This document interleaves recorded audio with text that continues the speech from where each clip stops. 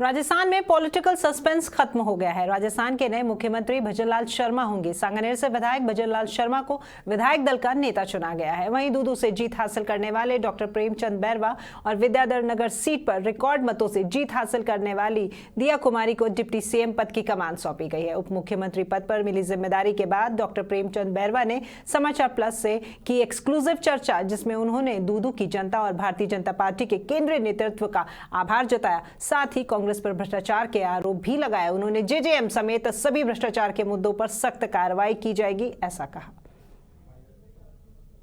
देखिए, कल जब समाचार प्लस ने कार्यकर्ताओं से बात की थी, कार्यकर्ताओं के मन की बात जानी थी, तो उन्होंने कहा था कि अंतिम पंक्ति में बैठे हुए कार्यकर्ताओं को भी किसी पद से नवाजा जा सकता है। तो वही सच हुआ कि प्रेमचंद बैरवा को डिप्टी सीएम बनाया गया है। और आज प्रेमचंद बैरवा हमारे साथ मौजूद है, उनसे खास बातचीत करेंगे। सर, आपको डिप्टी सीएम बनाया गया है, अंतिम पंक्ति में बैठे हुए कार्यकर्ताओं को पद से नवाजा गया है, और जब दूदू को जिला बनाया गया लेकिन जनता ने आपको आशीर्वाद दिया, क्या कहेंगे सर? मैं मेरी विधानसभा के सभी मतदाताओं का बहुत बहुत आभारी हूं, जिन्होंने मेरे पे विश्वास करके और उन्होंने तन मन धन से मेरा साथ देकर राजस्थान की विधानसभा में पहुंचाया। निश्चित रूप से, और जो मैं कल की बात कहूं, निश्चित रूप से मुझे खुद को पता नहीं था, लेकिन ये पॉसिबल भारतीय जनता पार्टी में है। माननीय नरेंद्र मोदी जी कहते हैं, मोदी है तो मुमकिन है, तो सब कुछ हो सकता है। इसलिए मैं मानता हूं कि धरातल पर कार्य करने वाले लोगों को आगे आने का मौका देते हैं। देखिए, पहले जनता की अगर बात की जाए तो जनता में एक वाकया चल रहा था कि भारतीय जनता पार्टी जब सीएम का नाम लीक नहीं होने दे रही तो पेपर लीक कहां से होने देगी। तो पेपर लीक पे शिकंजा कसने के लिए आप कैसे सरकार काम करेगी? आपने देखा होगा, जब लास्ट तक सीएम का और डिप्टी सीएमओ का नाम लीक नहीं हो पाया, लास्ट तक अंतिम समय तक, तो आप मानते हो ये तो छोटी मोटी चीज़ें हैं, आप पेपर लीक वाला। लेकिन जिस तरह से कांग्रेस सरकार ने जिन 5 सालों में झूठे वादे करके वो राजस्थान में आई थी, किसानों का कर्जा माफ करने के लिए, बेरोजगारों का भत्ता देने के लिए, लेकिन सारे झूठे खोखले इनकी घोषणाएं रही है। और देखा गया तो इन्हें 5 साल में केवल कुर्सी की लड़ाई इनकी चलती रही है और अंततः इस राजस्थान को बहुत पीछे कर दिया है। इसलिए मैं मानता हूं कि जिस तरह से राजस्थान में, पूरे भारत हिंदुस्तान में जो राजस्थान प्रदेश जो दलित अत्याचारों में, महिला अत्याचार में सबसे नंबर 1 आया है, निश्चित रूप से मैं दलित अत्याचार पे और किसानों के लिए और बेरोजगारों के लिए काम करूँगा।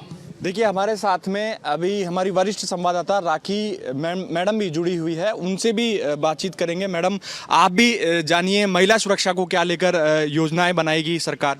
बिल्कुल, महिला सुरक्षा को लेकर के वैसे तो नारी शक्ति वंदन अधिनियम आपके यहाँ मोदी जी लेकर के आए गए हैं, और साथ ही साथ इस बार जब यहाँ पर टिकटों का वितरण किया गया था तो आपने महिला सीट भी काफी रखी थी, लेकिन अब यहाँ पर अपने डिप्टी सीएम भी बना दिए हैं। तो सुरक्षा को लेकर के जो पूरी व्यवस्था है राजस्थान की वो चरमराई हुई है। तो महिला चाहती है कि रात को अगर देर रात घर भी पहुंच रही तो सुरक्षित पहुंचे, तो उसके लिए क्या कवायद रहेगी? का ध्यान रखते हैं। आपको पता है, महिला सीएम डिप्टी सीएम बनी है कल ही, और इससे पहले जो मोदी जी ने, आपको पता है कि 33% आरक्षण भी महिलाओं के लिए दिया है। निश्चित रूप से महिलाओं को आगे लाने का, मुख्य धारा में हर नीचे के तबके को उठाने का काम भारतीय जनता पार्टी करती है। सुरक्षा सबसे अहम है सर। बिल्कुल, सुरक्षा तो यहाँ तो लॉ एंड ऑर्डर था ही नहीं, लेकिन अब निश्चित रूप से भारतीय जनता पार्टी में ऐसा पॉसिबल नहीं होगा। आपका जो क्षेत्र है, दूदू क्षेत्र, वहाँ पर भ्रष्टाचार जो है ना, भ्रष्टाचार काफी देखने को मिला है। जेजेएम के जो मामले हैं वो ज्यादा भ्रष्टाचार रहा है। बहुत ज्यादा, जल जीवन में बहुत ज्यादा भ्रष्टाचार है। ईडी हाईवे निश्चित रूप से एक जगह की जांच होगी।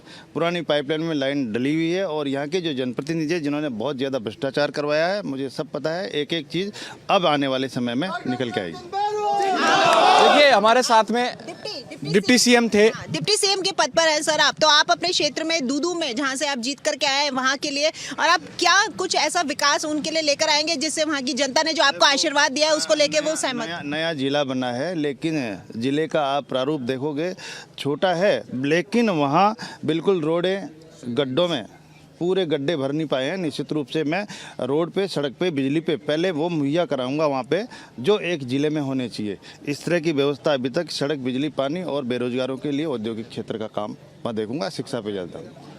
क्या आपको उम्मीद थी कि आपको डिप्टी सीएम बनाया जाएगा? कार्यकर्ता बहुत बड़ी संख्या में यहाँ पर पहुँच रहे हैं। कभी भी किसी चीज़ की उम्मीद नहीं रहती है, लेकिन पार्टी का कार्यकर्ता बन के काम आए गए हैं वो हमारे साथ मौजूद थे। उन्होंने खास बातचीत की समाचार प्लस से और बताया कि किस तरीके से विकास के मुद्दे जो है उस पर जो काम है वो किया जाएगा।